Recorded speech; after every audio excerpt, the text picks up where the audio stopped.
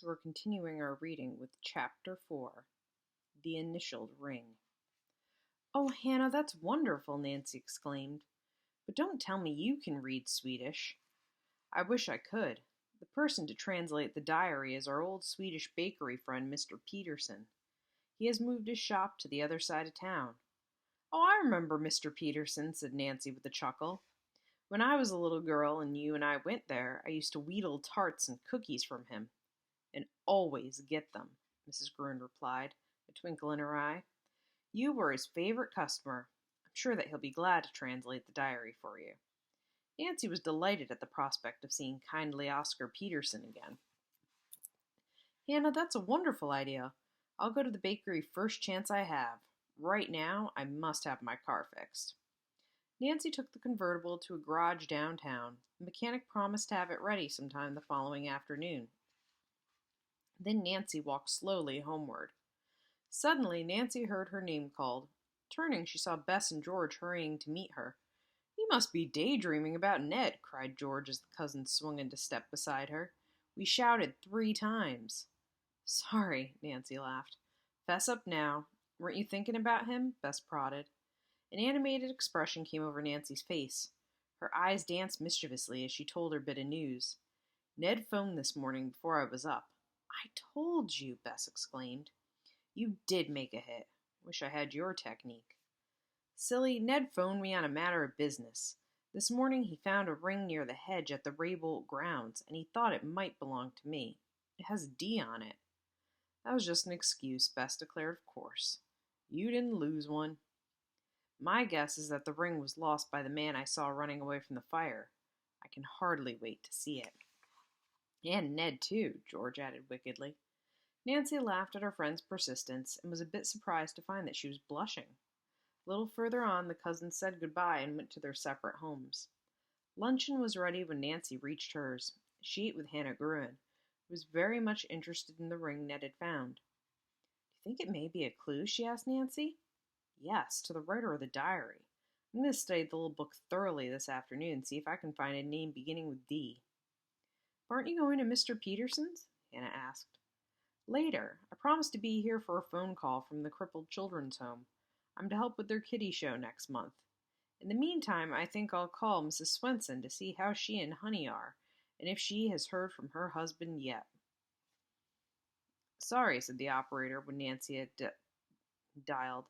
"That number has been temporarily disconnected." Nancy surmised Mrs. Swenson had been forced to give up her telephone because of lack of funds. "As soon as my car is repaired, I must drive to their house and see Honey and her mother," Nancy decided. "I only hope Mrs. Swenson will let me help." Nancy spent the next few hours poring over the diary, but nowhere did she come across a name beginning with D. She made one important discovery, however. At the bottom of a page written in Swedish, Nancy found a tiny ink drawing. She deduced that it was a diagram for some part of an electronic machine. "I'll make no progress until I have Mr. Peterson translate this book for me," she thought. Nancy was on the verge of going to the bakery by bus, but a glance at the clock told her the place would be closed. Besides, it was almost supper time. When Carson Drew arrived home, Nancy mentioned that her friend Ned Nickerson was calling that evening. "Oh, I see," her father drawled teasingly. "You want me to find it convenient to be away, is that it?" "Of course not. I particularly want you to meet Ned. He's bringing a ring that might interest you." "Not a diamond, I hope." "Dad," Nancy cried in exasperation, "you're as bad as Bess and George. Ned, Mr. Nickerson, is coming here on business." "In that case," the lawyer said, his eyes twinkling, "I promise to be very proper and not embarrass you by asking the young man his intentions." "You're absolutely hopeless," Nancy laughed, gave her father a hug, and ran into the kitchen. Even though Ned's visit was to be one of business, Nancy coaxed Hannah to bake a cake to be served with ice cream later in the evening. Mrs. Gruen smiled knowingly and immediately set to work. After supper, Nancy washed the dishes, then hurried upstairs. There was barely time for her to change into a flowered dress and high-heeled shoes before the doorbell rang. She hurried down to admit Ned.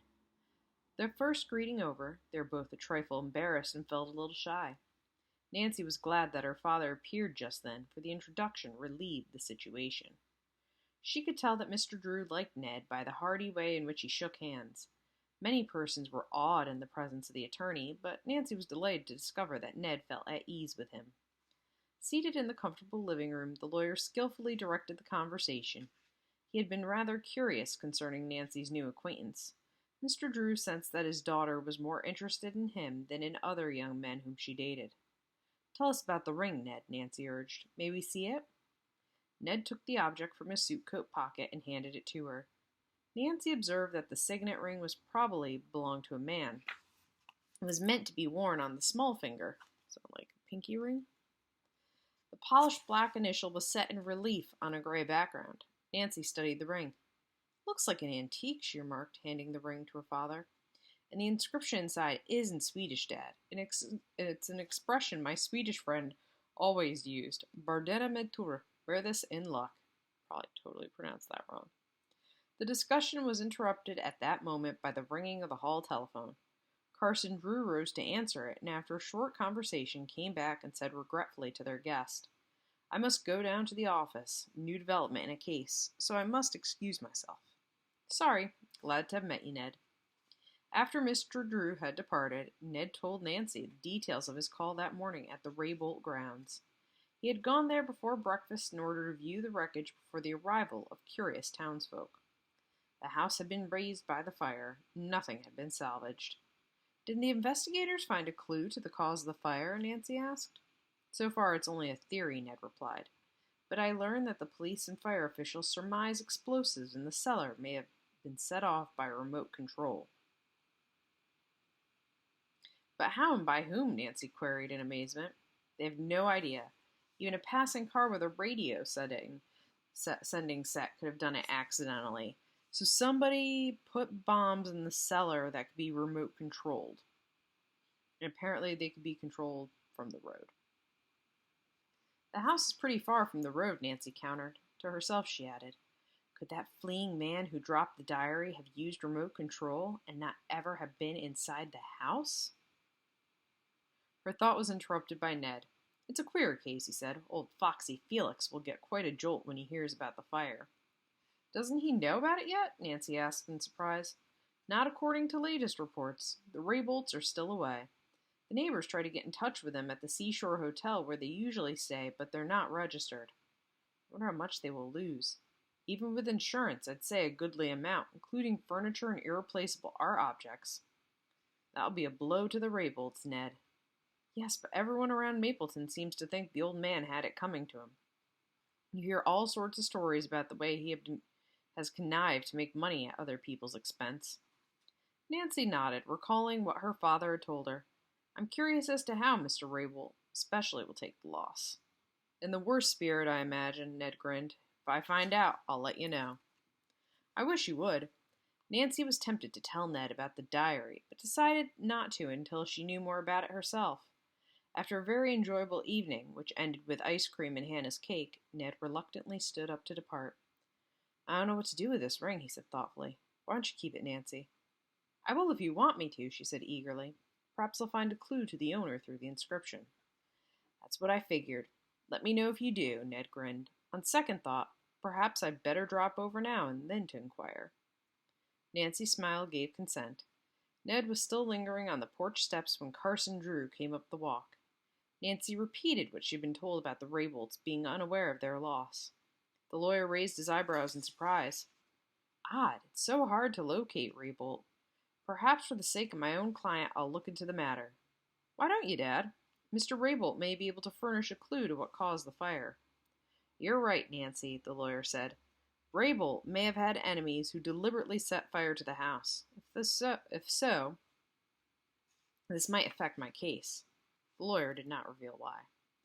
A few minutes later, Ned said goodnight, jumped into his car, and drove away. "How do you like him?" Nancy asked Mr. Drew, hopefully as they walked into the house together. "Nice boy," the lawyer commented. "Suppose I'll be seeing a lot of him from now on." "Could be," Nancy laughed, kissed her father, and ran off to her room. She did not retire immediately. Instead, she examined the signet ring more carefully.